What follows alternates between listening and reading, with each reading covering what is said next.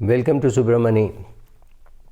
I met a friend of mine. I used to know him on and off, and suddenly he comes to me. He's about 64, 65 years of age, and he has sold off his business, which is a very sensible and a good thing to do, because his only daughter was just not keen to look after any part of his portfolio.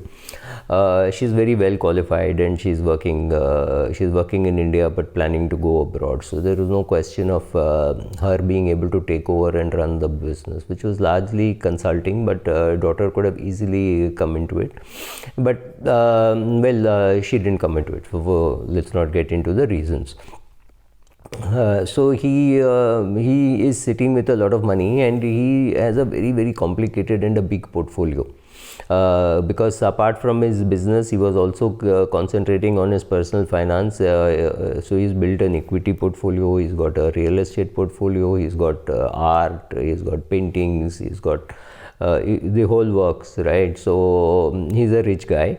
And he comes to me and says, now I don't think I need a financial advisor. I have my bank relationship manager, and I have one person who comes home to fill up forms, etc. And I think now that I am retired, I can manage my own money. I can file my own income tax returns. I can do all that on my own. And I burst out laughing, and I said, all these guys put together are costing you less than 5 lakhs or maybe 6-7 lakhs a year. That was 50,000 bucks a month. Now here is a person who drives a BMW and has kept a driver. And so I said, so you should get rid of your driver also, because you can drive, you have a lot of time. He said, no, I don't want to drive. I've got a big car and I have a parking problem and all that. And I said, look, why are you trying to save money? Because you have anyway going to leave much more for your daughter than what you think you can. Simply because your money is going to grow over the next 20-25 years, it will at least go up 2 times. So today if you got X, X is going to become 2X, and 2X is going to become 4X. So 4X is what you're going to leave for your daughter, and your daughter doesn't need it. She's very well qualified, she's earning well. So why are you leaving this money for? What are you leaving this money for? Why can't you just outsource all these things and learn to enjoy yourself? This is step number 1 in selling a business. If you don't know what to do with your free time, chances are you will go and fill your life with absolutely small and unnecessary things, which will be high risk also.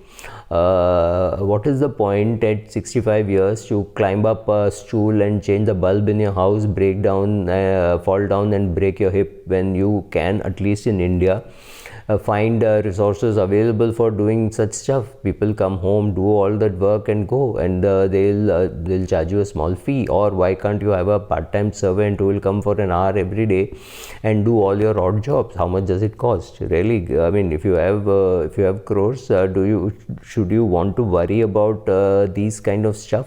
Do you want to do all these menial jobs and even filing income tax returns, filing GST returns? Do you want to do it, or can you just outsource all this for say 30,000-40,000 rupees a year? Why would you want to do all this on your own? Why would you want to why can't you just find a good financial advisor who will advise you what to do? You still do what you want to do. You don't have to follow everything that the person says, and then you invest. Then that person goes and tracks and says, oh, this new fund has come, this old fund is not doing well. Whatever it is, take your own action, but you don't have to start filling up your life with absolutely small, mundane, boring things just because you have retired and you do not know what to do. So planning leisure is step 1. So find yourself a very good travel advisor. No, I'm not offering my services for being a travel advisor. Somebody with whom you can sit and plan what to do. So sit with your spouse and find out. Maybe 1 hour a day you'll listen to some very nice quality music, or you'll watch a play. There is Netflix, there is Amazon Prime, OTT platforms on which you can sit and watch a movie. You make it a plan saying every day we will watch one movie. Maybe a lot of movie catching up, maybe music catching up, maybe plays catching up, maybe reading catching up. Far more interesting and better things than to doing very mundane things. Maybe you have a cook Or maybe you say, I will not need a cook, but I will need a helper and I will do my own cooking. Perfectly all right. Develop your hobbies. Maybe cooking is your hobby, then cook. But don't cook just because, oh, it's early morning, I have to make breakfast, I have to make lunch. Don't get into that kind of a trap. Maybe if you don't enjoy it, if you enjoy it, do it. Do only things which you enjoy. If your money is not able to help you enjoy what you do, maybe for somebody it is travel, for somebody it is playing a game, for somebody it is improving the golf swing.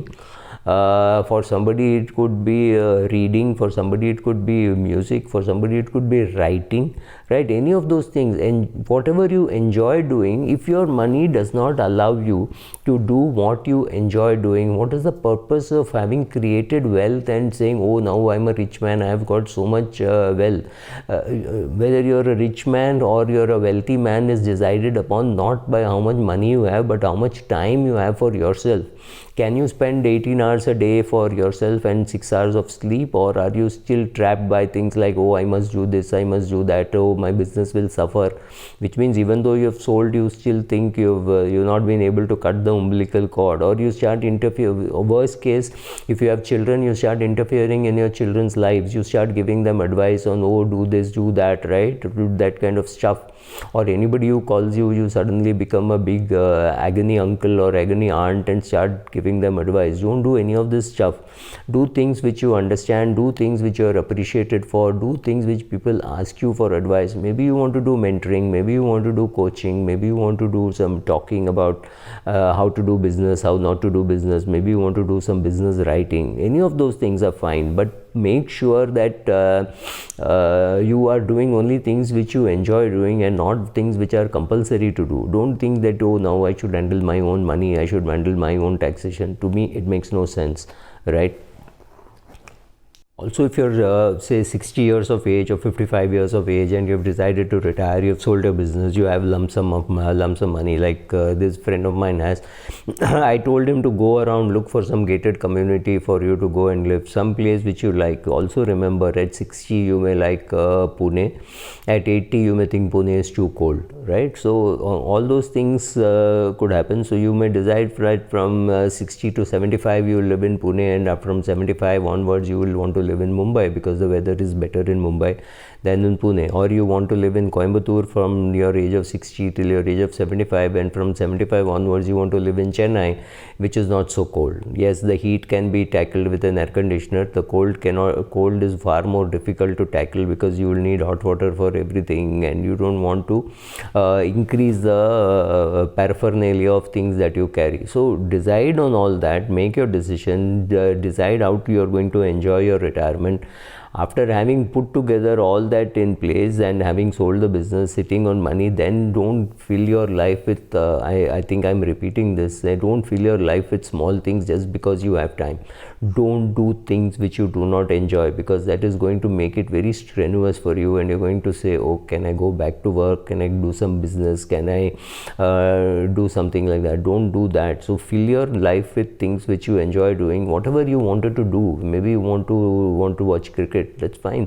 Whatever suits you. Maybe you want to do some writing, reading, watching TV, recording videos like what I am doing, right? Any of those things. First, fill your life with good things to do, happy things to do, books to read. I mean, I need to get rid of my books, because if I read and keep it back saying one day I will read it again, I don't know when I'm going to read it again. So I have to pick up a book, read it, and then give it away to somebody saying, okay, I finished reading, I don't need it anymore, right? So whatever it is, fill your life with happy things to do, nice things to do. Don't fill your life with things like, oh my God, I got a tax return to file. How do I calculate my advance tax requirement? It is already 15th of September or 14th of September. Tomorrow is the last day to pay. Don't get this kind of stress.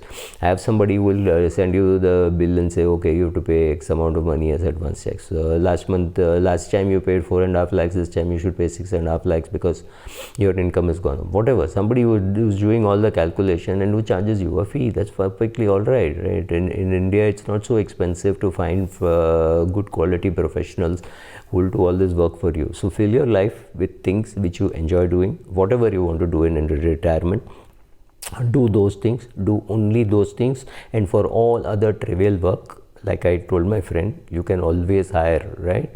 You have the money, hire. If you don't have the money, then it's a completely different thing. Then even saving that 2,000, 3,000, 5,000, 10,000, 20,000 which you want to pay to your CA, or you want to pay the fees to your financial advisor, you may want to save all that. That's fine. But I'm not talking of that person. I'm talking of this person who's sitting with a few crores, which nobody needs. His wife doesn't need, his wife has a pension, his daughter doesn't need, and he's got so much money. Why would he try to save money on that? I mean, if you're not giving on the quality of car that you drive, you're not going to give up on the quality of restaurants that you visit, you're not giving up on your vacation. Why would you give up on such menial low-end work for which people are available for a fee? You might as well get it outsourced.